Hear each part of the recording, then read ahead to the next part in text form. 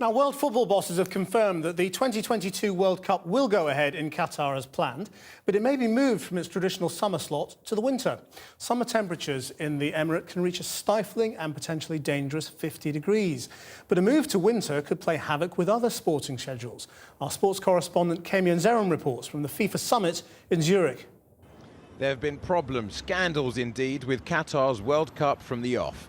The head of world football has even said it might have been a mistake.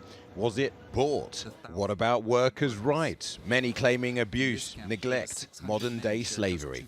And then that searing desert heat.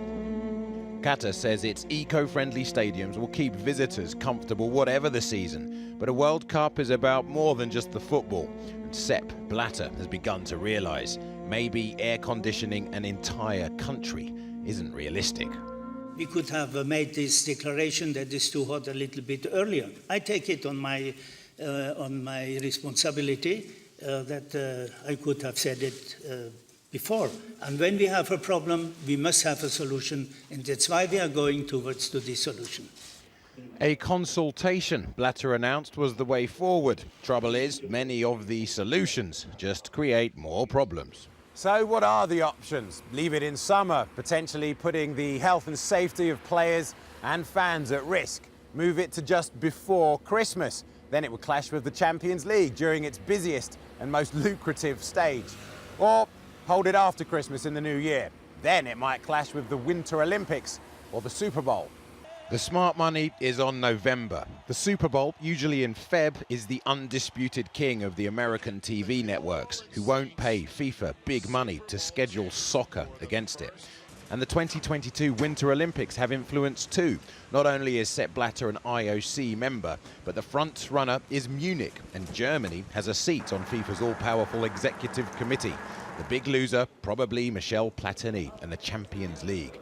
But in the end, it'll all come down to the numbers.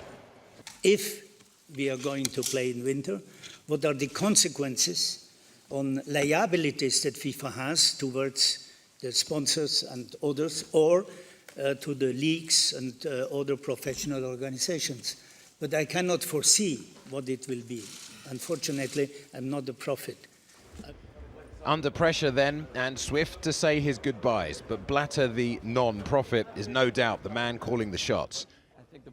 FIFA's American delegate with nothing to add, but there remain questions about the entire process for deciding the 2022 World Cup. I don't have anything to add to what the FIFA president said today, and there's a process in place and we'll wait to see the outcome of that. Thanks. Little either from FIFA's Australian delegate. Australia, like the Americans, beaten bidders, arguably with an axe to grind. And then Qatar, how they celebrated when they won. The Middle East's first World Cup. The workers' rights abuses, they say, will be addressed. And summer or winter, whatever FIFA decides, Qatar insist they'll be ready. Kemi Nzerum, Channel 4 News, Zurich.